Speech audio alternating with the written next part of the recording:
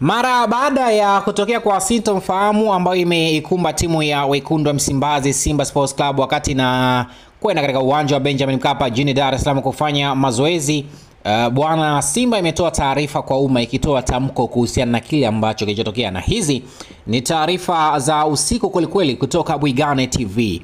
Taarifa kwa umma, Simba imeandika, nikianza kunukuu: taarifa kwa umma. Simba Sports Club imesikitishwa na vitendo visivyo vya kiungwana dhidi ya timu yetu kuelekea mchezo wa ligi kuu NBC dhidi ya Yanga, Simba ikiwa timu mgeni.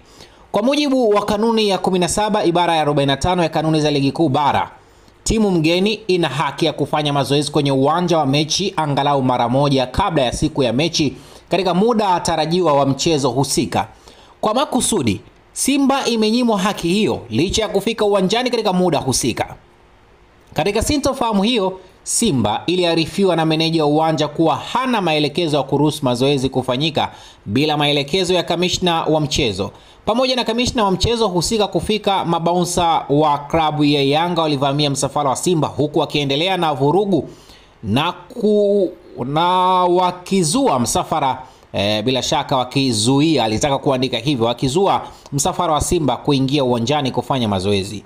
Matunda kwa zaidi ya masaa mawili, ufumbuzi wa changamoto hiyo hazikuzaa matunda kwa zaidi ya masaa mawili kabla ya Simba kuondoka eneo la nje ya uwanja kwa sababu za kiusalama ambazo zimerekodiwa kwa ajili ya ushahidi. Kufuatia ukiukaji huo wa taratibu za mchezo, Simba haitoshiriki mchezo husika na haki zote zimehifadhiwa. Simba inahimiza kuchukuliwa kwa hatua stahiki dhidi ya wahusika wote wa sakata hili.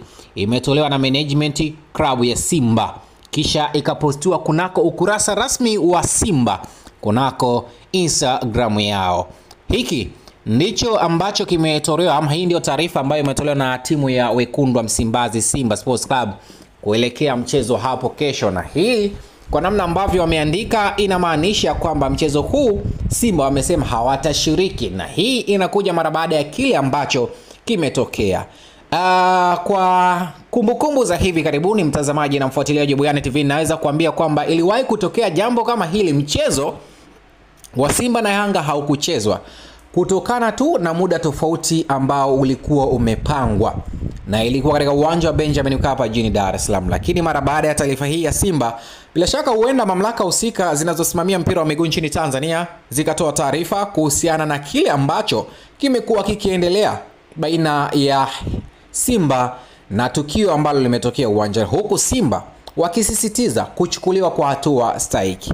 Lakini je, tuandikie kwenye maoni yako hapo, Simba walivyosema wao kwamba hawatashiriki mchezo huo, wapo sahihi? Nikumbushe tu ya kwamba timu hiyo inaendelea na harakati zake za kuhakikisha kwamba wanakwenda kuondoa ule uteja uliopo, ama wanakwenda kuhakikisha kwamba wanafanikisha kulichukua taji la ligi soka Tanzania bara wakiwa katika nafasi ya pili kwenye msimamo wa ligi, huku wapinzani wao ambao walitakiwa kucheza nao hapo kesho kwa maana ya Yanga, wao wakiwa wanaongoza ligi nafasi ya kwanza. Miongoni mwa mechi ambazo zingetoa majibu, yani nani anakwenda kuongoza ligi, lakini pia ni miongoni mwa mechi ambazo zingetoa majibu sahihi ya nani anakwenda kuwa bingwa wa ligi soka Tanzania bara, ni mchezo huu wa Simba dhidi ya Yanga Sports Club ambao ulitakiwa kuchezwa majira ya saa 1 hapo kesho, lakini mambo yamekwenda tofauti kwa maana ya siku ya Jumamosi. Je, Simba itapeleka timu uwanjani ama haitapeleka? Majibu yatakwenda kupatikana mara baada tu ya mamlaka husika zitakapokaa na kutoa taarifa rasmi. Lakini hiyo ni taarifa kutoka ndani ya timu ya Simba, taarifa rasmi kutoka ndani ya club, na imepostiwa katika ukurasa rasmi wa Instagram wa timu ya Wekundu wa Msimbazi Simba Sports Club.